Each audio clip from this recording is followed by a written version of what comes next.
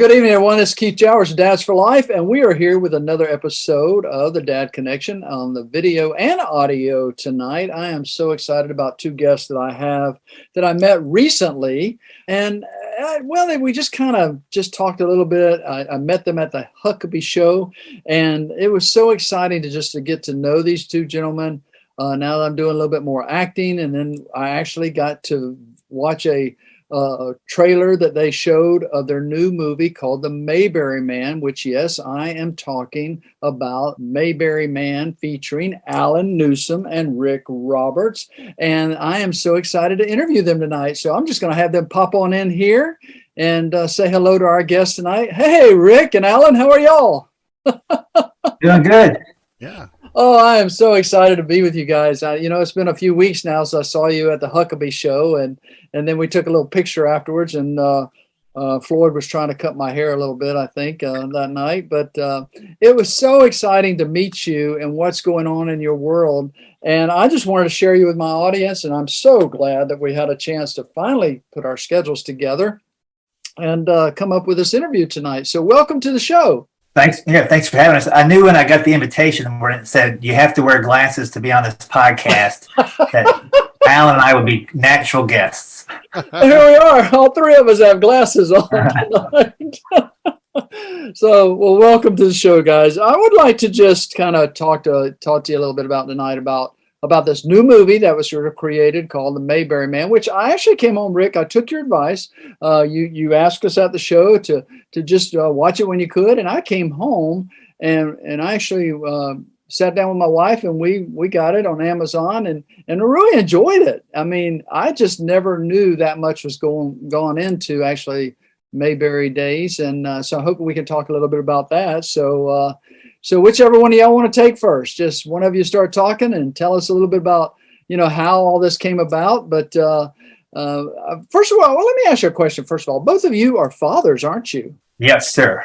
Yeah. Well, I would like to know a little bit about that first. So let's go ahead and just talk about that, get that out of the way, because we are the Dad Connection here, and we are Dads for Life Ministries here. So we want to talk about fatherhood. So, Rick, how many children do you have?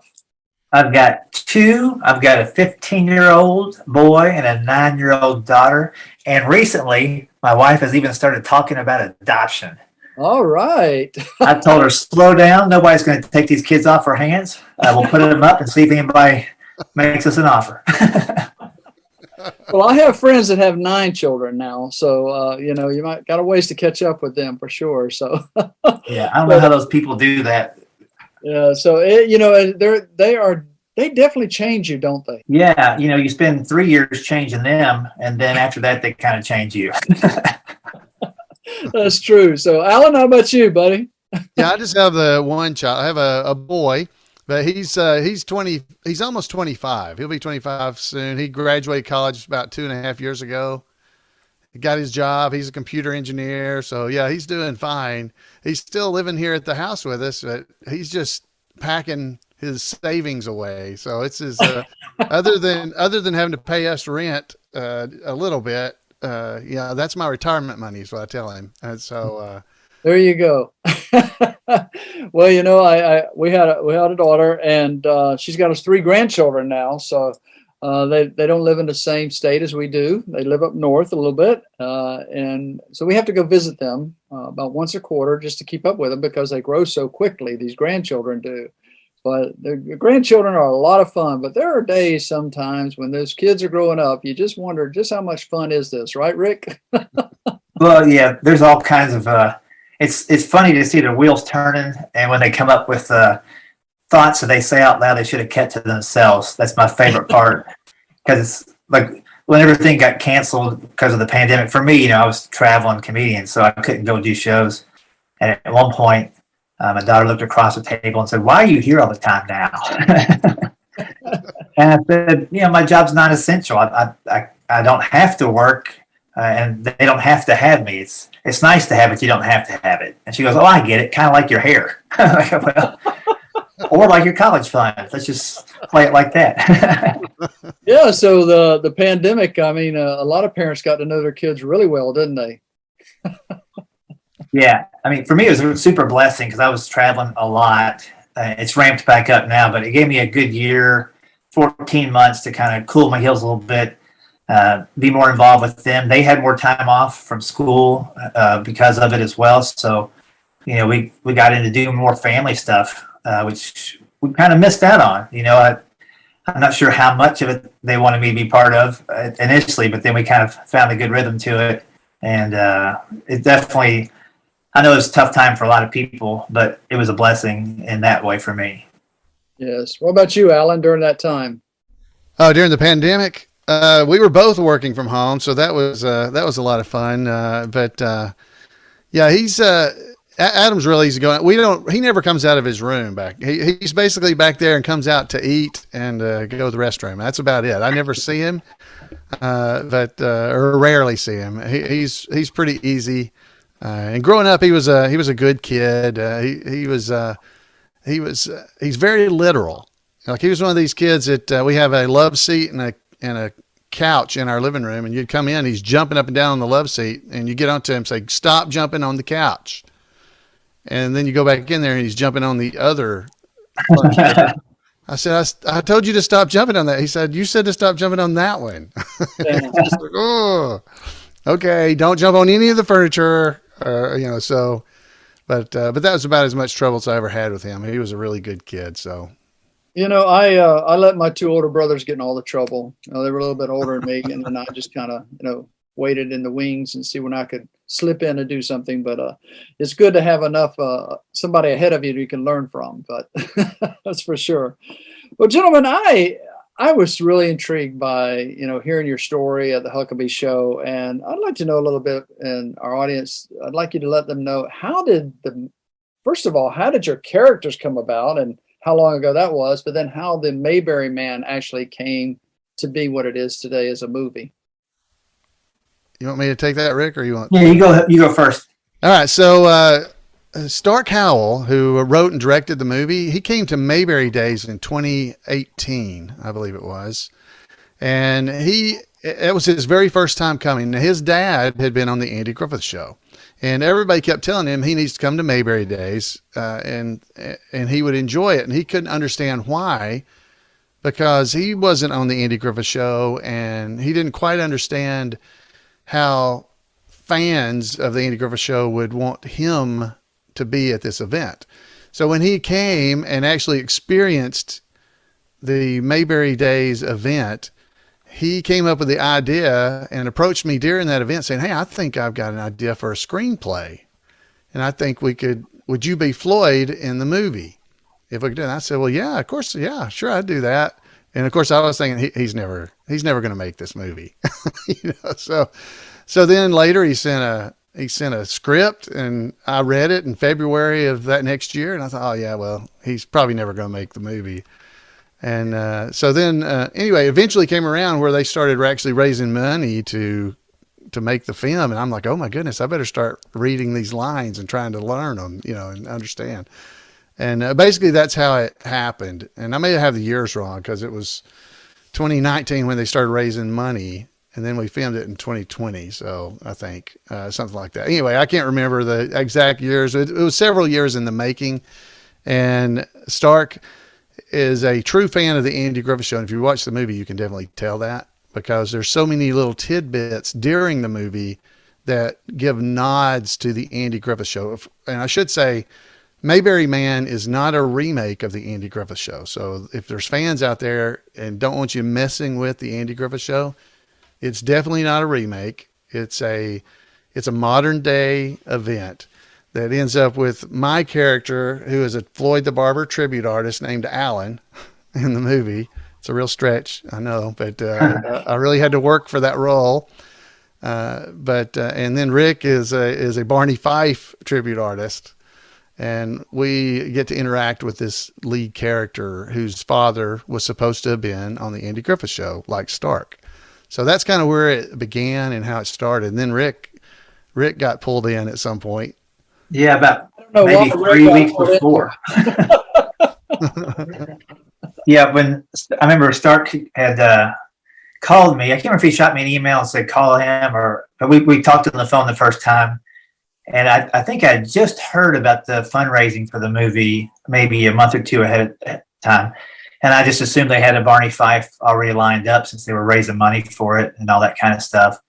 And they may have had a couple of different people in mind at one time or the other, but for whatever reason, it landed in my lap no more than a month before we started shooting. And I said, hey, this is great because I don't have any work this year. and actually, in no other time would I've been able to make this movie without having to cancel a bunch of stuff, and probably some of it I couldn't have got out of, so I probably couldn't have made it.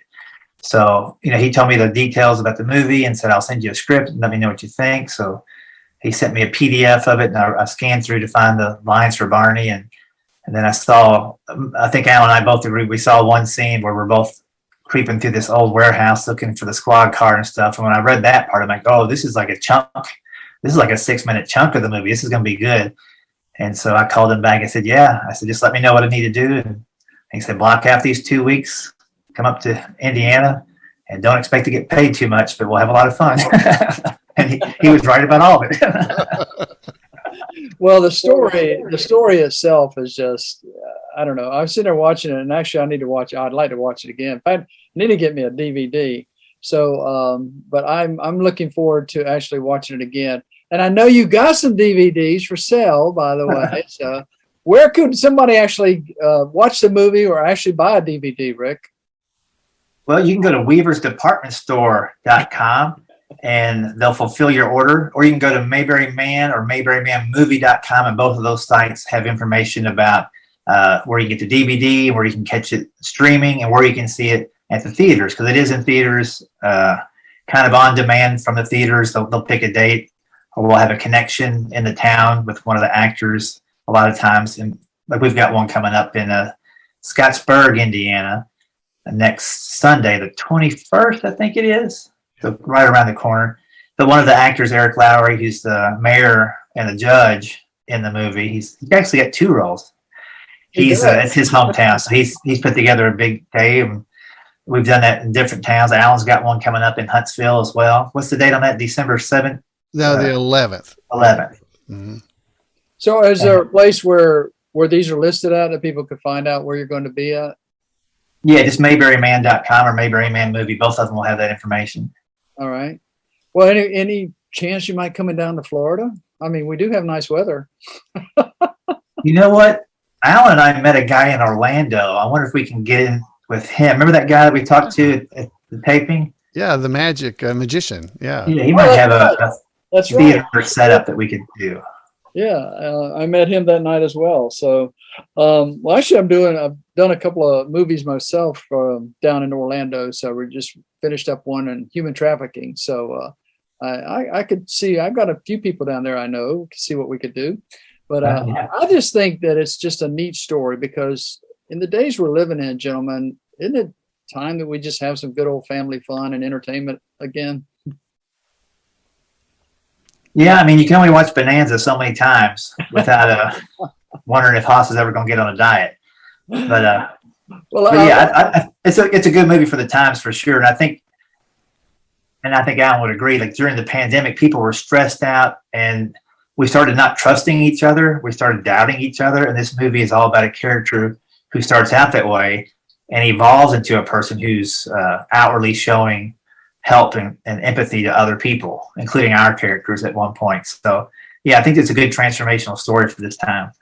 Yeah, and it goes into like Chris Stone is the lead character, and he really learns that family is important in your life. You know, he has a bad relationship with his dad, and throughout the movie, he starts to learn more about him. And it's just it is a very Hallmark feeling movie. If you actually see the movie, that's kind of what it's like. It's a feel good movie. You'll have a lot of fun laughing with the jokes, but there is a progression throughout the movie of that lead character that he changes as it goes throughout the movie. And it's definitely a story, I think, that people, not because I'm in the movie, but I think this is a movie that people would watch more than once. This is something you throw in, watch every so often, because it's like, yeah, this is a good story and it's fun. And there's not really jokes in the movie. It's the characters, similar to the way the Andy Griffith Show, in my opinion, is done. there's not jokes on the Andy Griffith Show. It's the characters. You watch it to see Barney, like he's fixing to do something. You know, he's gonna be sniffing and doing all the stuff like Rick pulls off so well in the movie, or Floyd's gonna be mumbling something over in the background, and you're just listening for these things because it's the characters that are funny. And I believe Stark did a very good job of capturing that in this movie to make it something that's enjoyable to see more than once. I think he did, because there was a couple of scenes in there, and now that I'm actually in movies, I look at them a little differently, you know. But there were some scenes in there that I really enjoy. Like two of them, for one, was you Alan, when you actually introduced the character. You know, nobody knew who he was. You know, nobody was applauding and that kind of thing. I thought that was hilarious, actually. And then, of course, the warehouse scene is just totally was.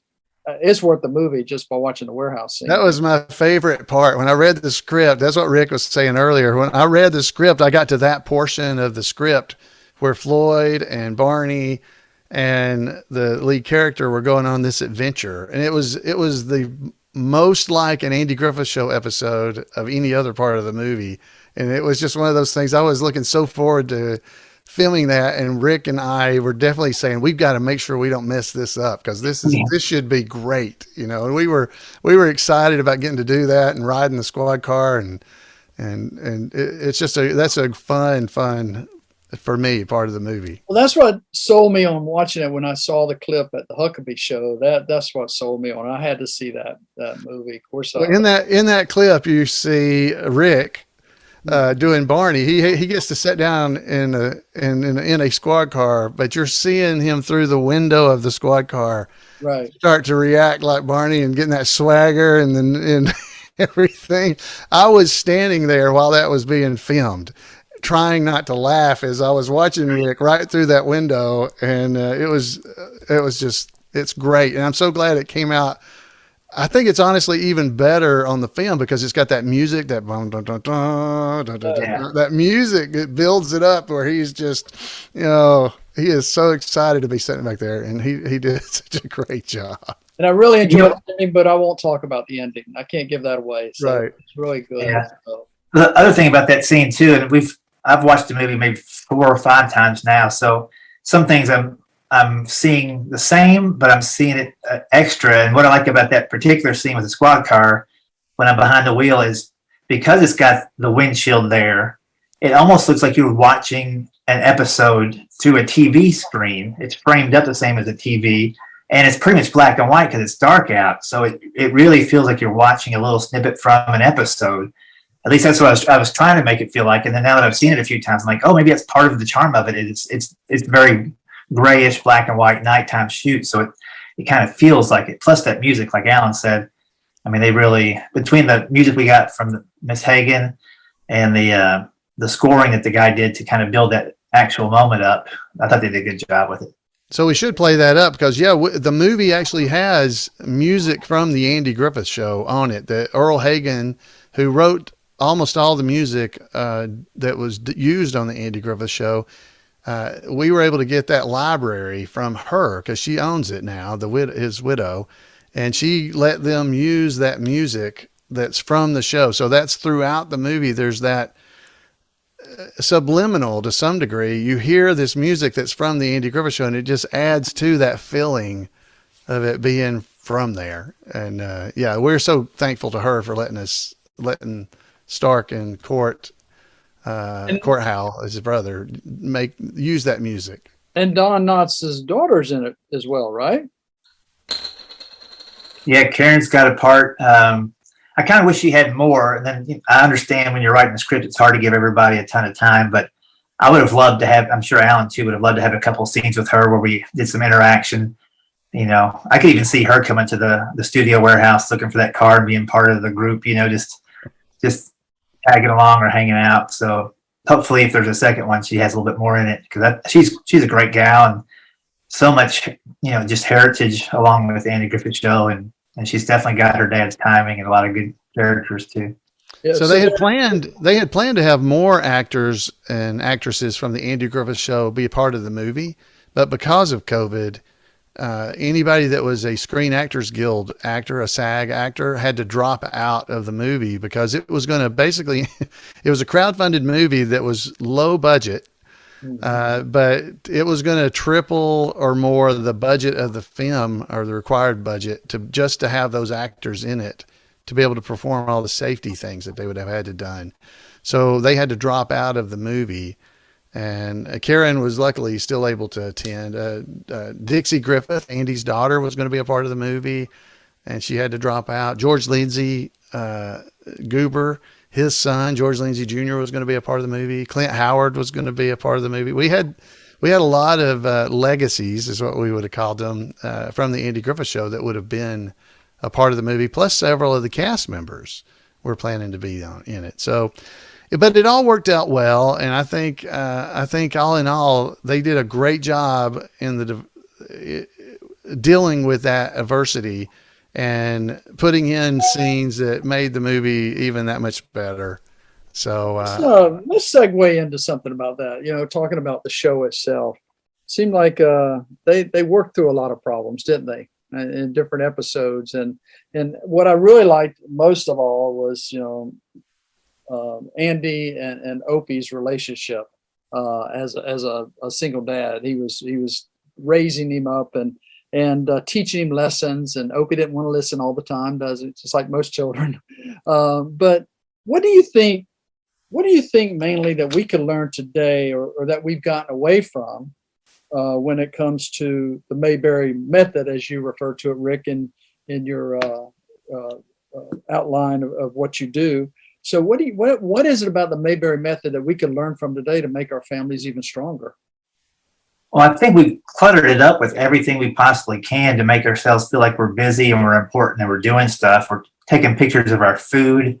I mean, we're all guilty of it to some degree, but of course they had simpler times back then. They didn't do those kinds of things. And when you declutter from that and you focus on relationships, that's the whole Andy Griffith Show. It's all relationship based, kind of like Alan was saying. There's not a lot of jokes in there. You just know how these two people are going to interact and the frustrations that will evolve, or the admiration they have for each other. The loyalty was a big part of the Andy Griffith Show.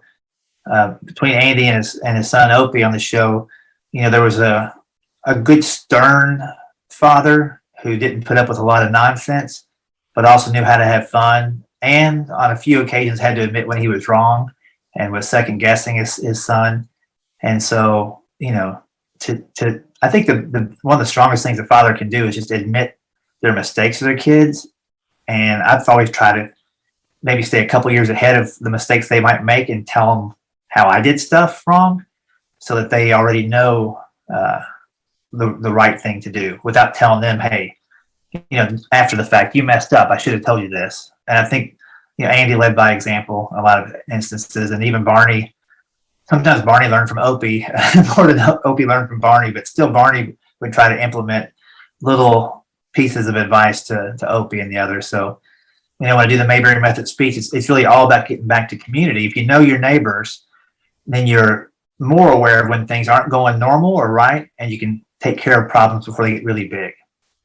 There's a episode, Mr. McBeebe. That's the one to me that it shows that relationship between Andy and Opie that I think as a parent, I just wish and hope I could be like that with my child. In that episode, Andy believes that Opie has an imaginary friend named Mr. McBeebe. And at some point in the episode there, Andy he basically thought that Opie had stolen a hatchet and that he had stolen a quarter and all this stuff. He thought Mr. McBeebe wasn't real, and he was using this as an excuse. And then it shows Opie sends him to his room. Then Andy goes up there basically to discipline him or get him to admit that he's not real.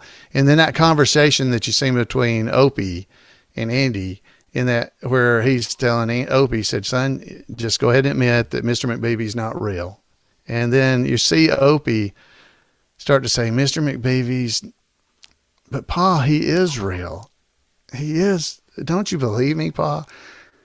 And then to watch Andy in that scene, his emotions go from being stern to introspective to relieved, to go, I believe you.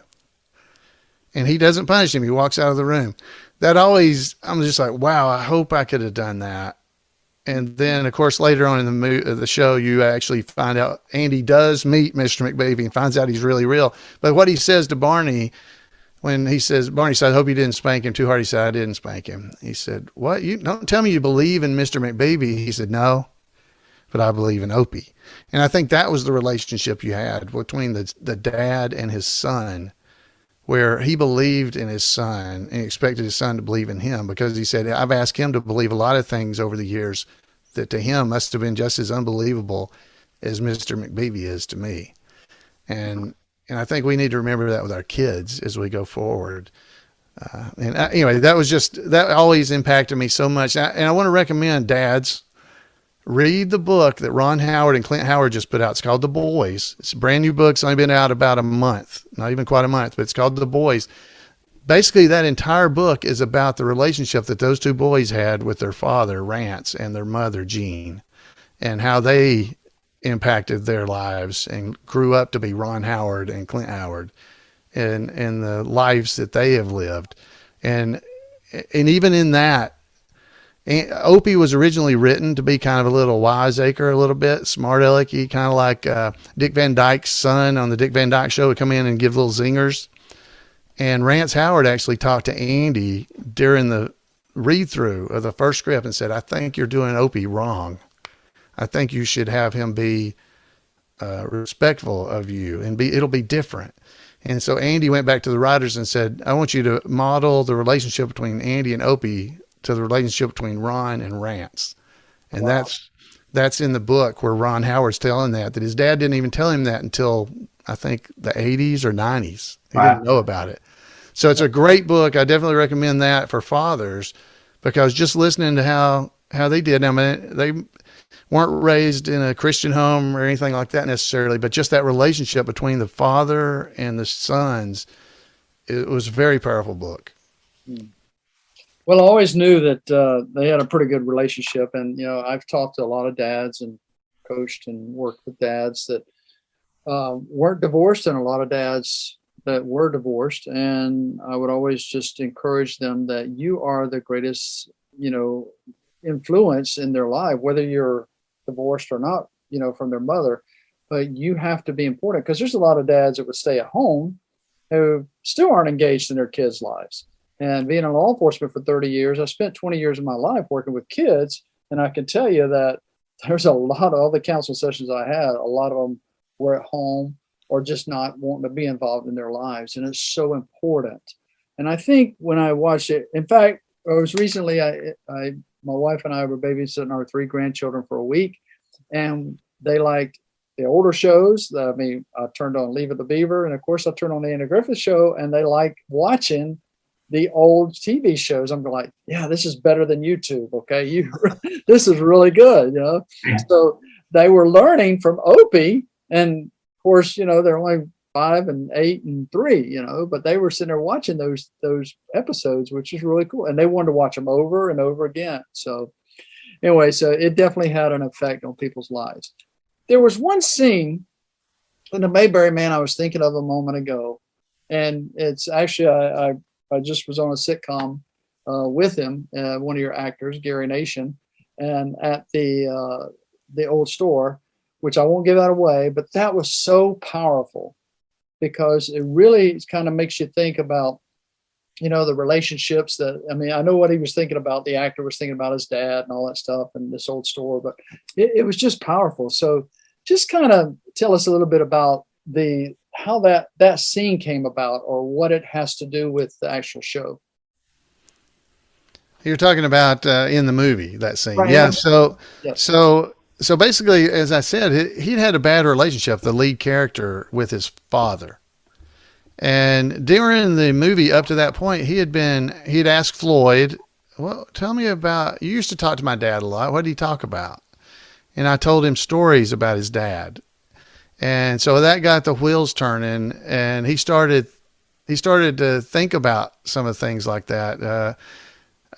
We went on, eventually we went on that trip with him, and we have this whole conversation in the front seat, and then he gets onto us. What are y'all talking about? It's just it's not real. It's not a real show. And we go through the conversation, Barney and Floyd is saying, family's real. Family's real. And Barney says, yeah, this family, it's real. And so there's so many things like that happen to him throughout the movie that I think that when he sees the guy and that guy has the conversation talking about the importance of family and when people come together and things like that scene kind of culminated, I think, the journey he was going through and really made him realize what's important. Because he asked him, what were you looking for? He said, I think I found it, is what he said in that scene. The lead. The way that was set up was really, really awesome. They did a great job writing this movie. Yeah, I think it was written extremely well. So, Rick. Yeah, and even when I see that scene, sometimes I think it's almost the man behind the counter is his conscience personified. And so he's alone, and maybe the guy was or wasn't there, but he had the time to think to himself, what's all this mean? There's a scene with a turtle right before, obviously that's an omen to slow things down a little bit.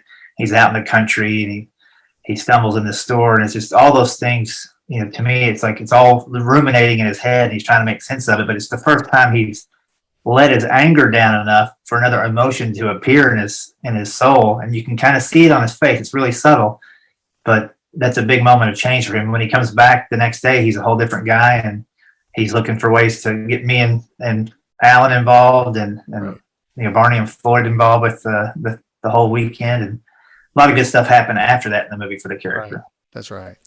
Well, it's a really good movie. So, ladies and gentlemen, we are talking about The Mayberry Man, featuring Alan Newsom and Rick Roberts as two of the characters. Alan plays Floyd. Floyd Larson, that's right. See the little barber, what do you call that thing in the back? The barber pole? Right here. The barber pole. That's it. The barber pole. And Rick, he's just never got out of the old sheriff's office there. So, had to do a little cleaning up around here today. But he's still nipping it in the bud after all these years. So still nipping. Well, one of you gentlemen want to set us up with the trailer we're about to watch? Go ahead, Rick. Sure. So this scene is after the main character's had his realization that he needs to do things for others, and that the Mayberry spirit is doing things for others.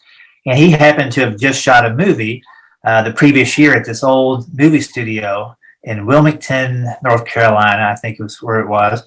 And so he said, I know they've got a squad car. It's the original Mayberry squad car. Do you guys want to go see it? Because he knew that'd be a big thing. It's the first time he's done anything nice for anybody in the movie. And so we're on board with it. We get to the studio at night, and we come up on the squad car. And I believe in this clip, you'll see Floyd and I seeing it for the first time and seeing how excited we are. And then I get to get behind the wheel, and we'll just pick it up at that spot.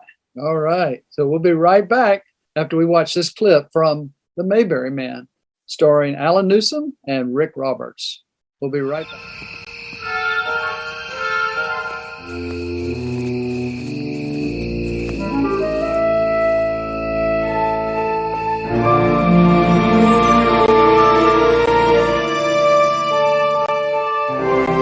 Come on, take a look.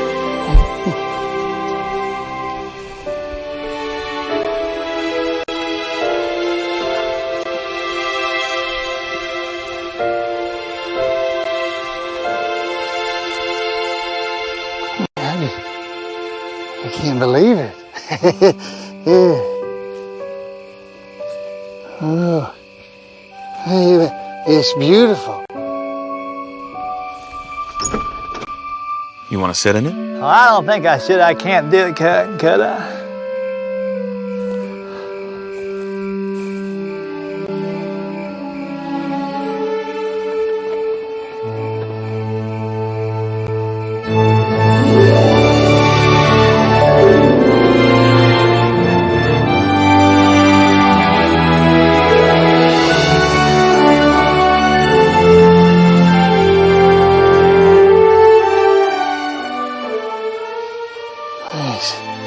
It's amazing.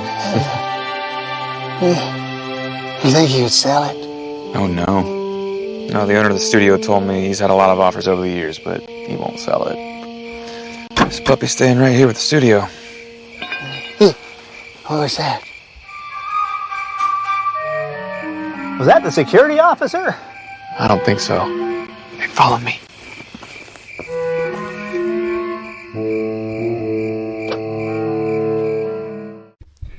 Well, there it is, ladies and gentlemen. There's one of the trailers that are out for the Mayberry Man. So I'm going to invite Rick and Alan back into the studio now, and we're going to finish this up. So it's sure been nice talking to these guys about the new movie, The Mayberry.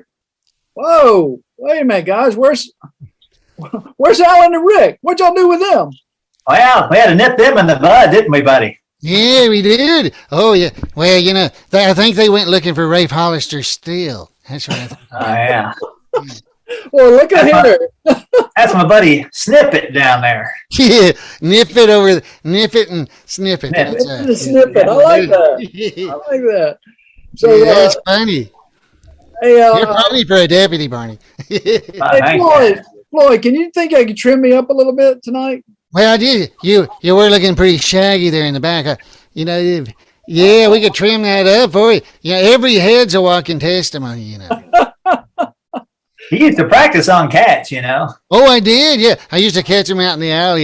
We had the baldest cats in the county there in Mayberry. Hardly any fleas in all the county. No, yeah. You know, but you don't have to tip me, but if you arch your back and purr, I like that. Yeah. Hey, Floyd, let me ask you, what did you charge for a haircut back in your day? It was $1.25. $1? And it went up over time, though. You know, if my it's a flat top, it was more because some people don't have flat heads. They kind of have those weird shaped heads. You know, it's hard to get that flat on the top. It takes. Oh, you have to go to barber college to learn how to do that. Oh, yeah. So you went to barber college, did you, Floyd? Oh, yeah. We had a football team too there. Yeah. Did you have a football team? Did you ever? We kept getting called for clipping. Yeah. There was a big scandal they had there. Made the news a long time ago. Oh yeah, that was about. Yeah, it was a point shaving situation they had. Yeah, that was bad. Yeah. Well, Barney, I got to ask you a question now about that clip we just saw. Did you enjoy driving that car?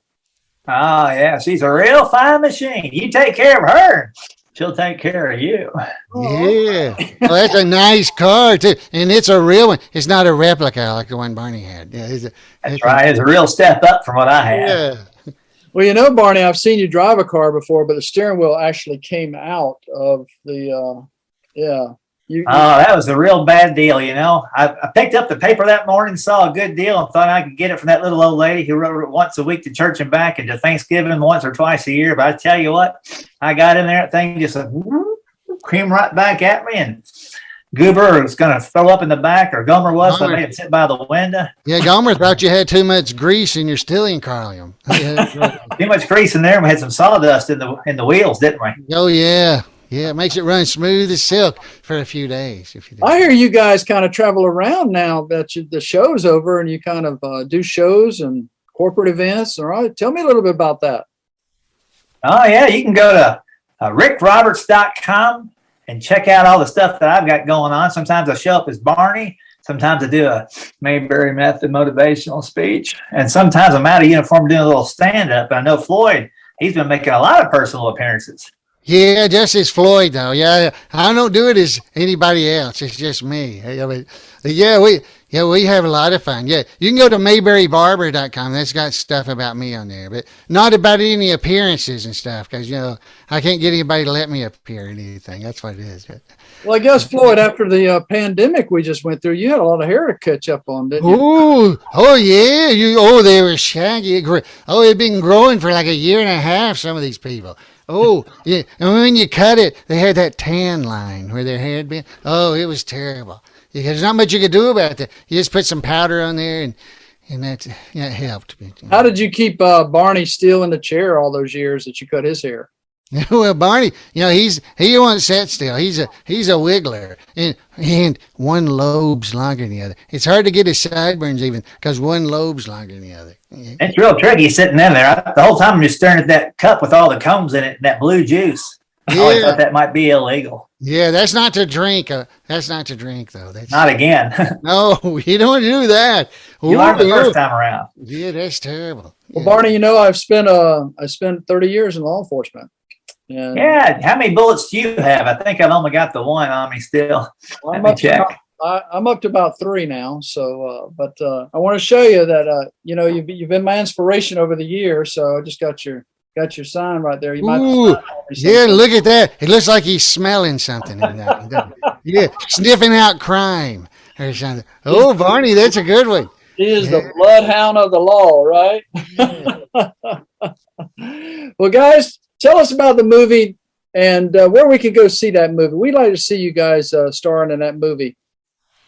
Well, I tell you, if you want to watch it right now, just click on over to Amazon Prime. You can get that. You can download it to watch, or you can buy it. Either way, and you can get the DVD. Fancy new technology there, the DVD. How'd they get that, Floyd? Oh, yeah, you just go over to weaversdepartmentstore.com and you can get it right there. You can get the DVD version. And if you want to, you can even get Floyd to sign it. Yeah. You can click the thing. Yeah, and I'll sign it for you. Yeah, that's right. Can you tell us about the Mayberry days that this movie was kind of built around, and when can people actually come and kind of revisit the whole Mayberry method, type of life? Yeah. So Mayberry Days is the last full weekend of September every year. And it's a great event. It's held in Andy Griffith's hometown of Mount Airy, North Carolina. And it's been going since 1991, I believe, was the first year. And then we've had another big event is where we filmed a lot of the movie is Mayberry in the Midwest. But it's been canceled the last 2 years because of the pandemic. And we're just hopeful in 2022 we'll be able to go back there too. So if you go there, you'll be able to see the outside of the courthouse that we filmed in front of, and the square and the Mayberry Cafe. All that stuff's right there in Danville, Indiana. All right. Well, that sounds like we got the Mayberry series getting ready to start, right? We'll have another couple of movies coming out. Oh, we Who hope knows? so. I Yeah. tell you, one place you can keep in touch with all that is a great podcast called Two Chairs, No Waiting. Yeah. I've been doing a podcast since 2008. Two chairs. No way. And I got the magazines to swing it too. Oh, Yeah. wow. So I've done 658 or something like that episodes. Yeah. Well, you're a little bit ahead of me, Floyd. So congratulations on that. Now, Well, thank you. faster than Well, as a barber, I'm a professional talker. You know how Oh, that okay. is. Yeah. I don't cut a lot of hair sometimes, but I talk a lot. So Yeah, well, I tell you what, gentlemen, we have enjoyed having you with us, and your friends, Alan and Rick, too. Make sure you tell them thanks for joining me earlier, too, as well. So, but I look forward to actually getting this word out a little bit more about the movie. I'm hoping we can bring it to Florida and let in the big theater somewhere and get one of you guys down here maybe to talk about it a little bit. That would be I need fun. to get down there to be able to trim that up. That's bothering me now. I see that. I can't get it. Well, in I know now, Floyd, as a young man, you would have really enjoyed my hair because it was about down to my shoulders. Ooh. Oh my goodness. Yeah. He's probably using that Vidal Sassoon on it too. Yeah. Yeah. He used to use Head and Shoulders. Now he's using Mop and Glow. Yeah. Oh, sorry about Yeah, that. That's a good one. He doesn't spend much time in hair and makeup, just makeup. Just makeup. Yeah. Yeah, just makeup, that's for sure. So, in fact, the recent movie I just did, I was saying, "Can you do something about this?" And she said, "Let me see if I got enough." So, well, ladies and gentlemen, we have been talking to Alan Newsom and Rick Roberts, two great guys here. They just it was kind of an idea we had for them to come back in character. So, I'll let them just wrap us up here and tell us once again how we can watch this movie one more time, and then we'll say goodnight to them. And we really appreciate you guys being with us tonight. So take it away, Barney and Lloyd.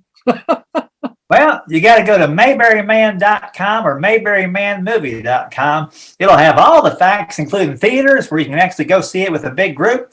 You can even get your church together or a large group and get the movie, and there's a way to do that, and you can find out about that on the thing too. And where else can they go? They get the DVD, right?